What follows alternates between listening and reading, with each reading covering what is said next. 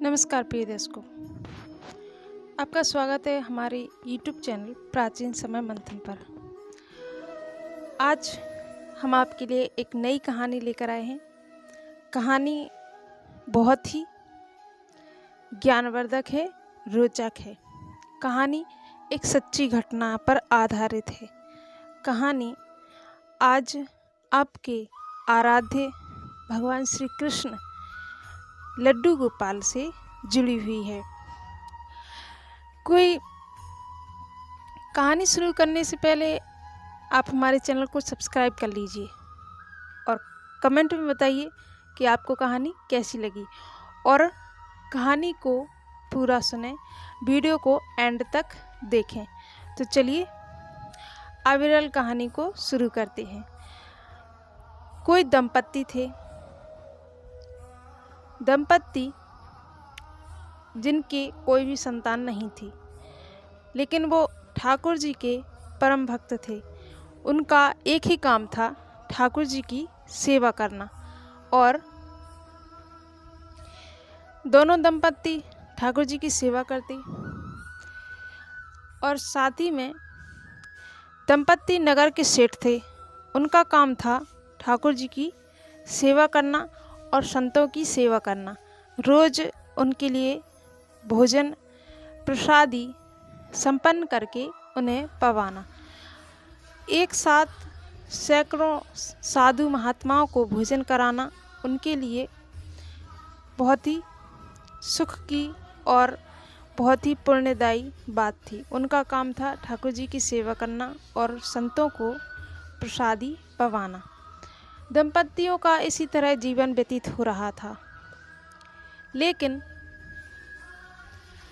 उम्र बीत रही थी।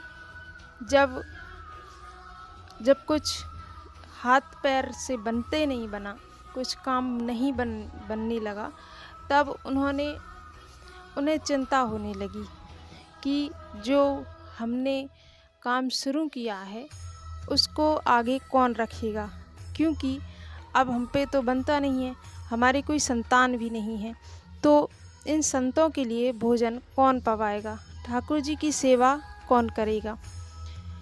तब उन्होंने कहा कि जो हमारे आराध्य हैं, जिनके भरोसे हम रहते हैं, हमें उन्हीं से प्रार्थना करनी चाहिए।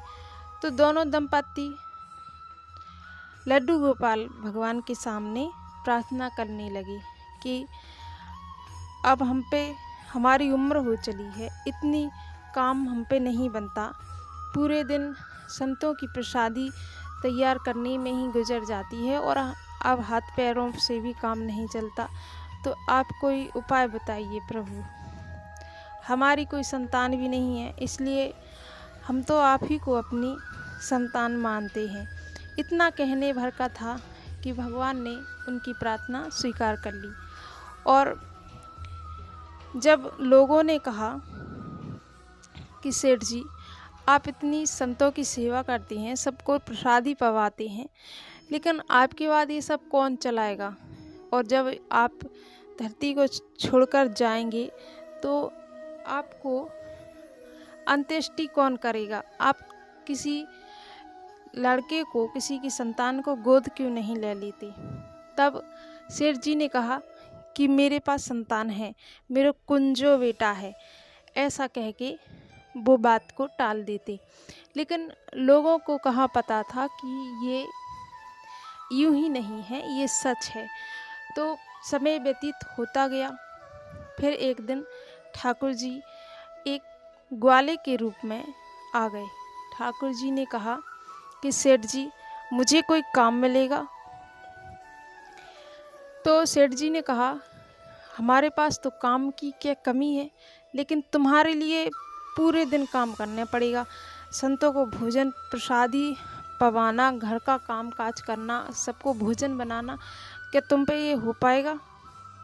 ठाकुर जी ने कहा कि मुझसे सब हो पाएगा, लेकिन मेरी एक शर्त है। सेठ जी ने कहा, बोलो तुम्हारी क्या शर्त है।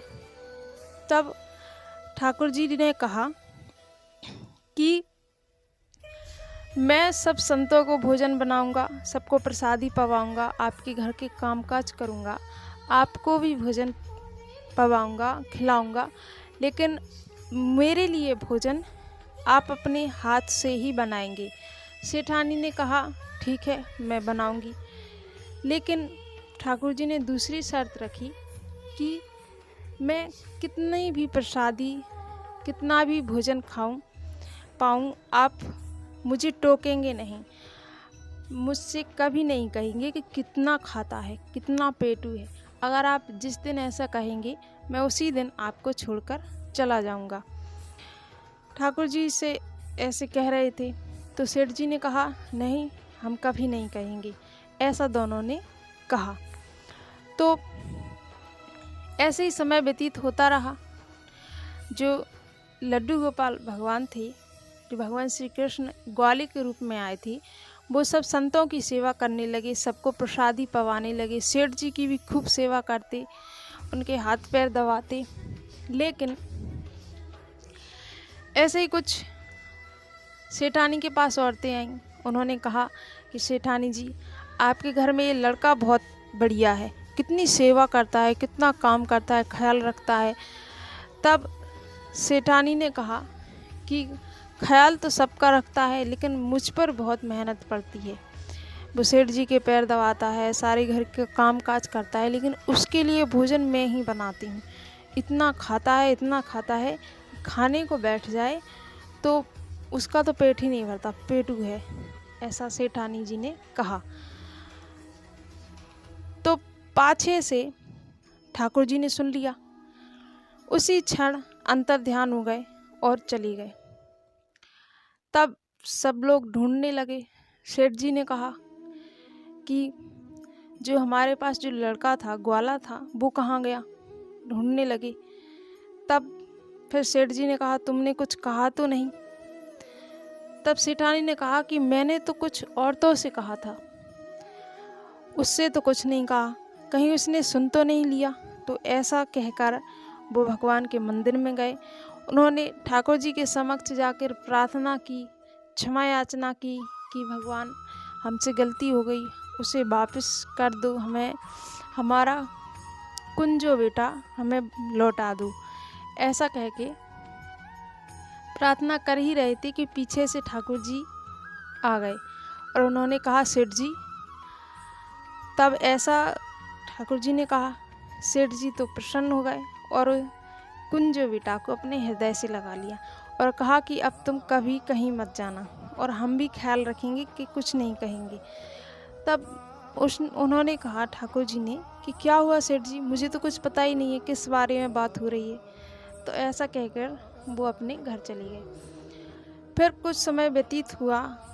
जब सेठ जी धरती को छोड़कर चले गए, तब उनकी अंत्येष्टि क्रिया के लिए ठाकुर जी ने उनके पुत्र होने का धर्म निभाया।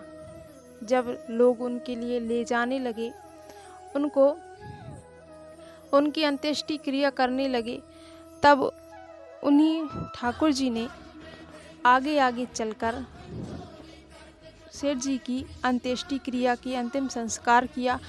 और जब यमुना जी में डुबकी लगाने लगे तो सारे लोग बाहर आ गए, लेकिन ठाकुर जी बाहर नहीं आए। तब लोगों ने समझ लिया कि सेठ जी यूं ही नहीं कहते थे, ये ठाकुर जी ही उनके कुंजो बेटा बनकर आए थे। तो प्रिय दर्शकों, लड्डू गोपाल जी की सच्ची कहानी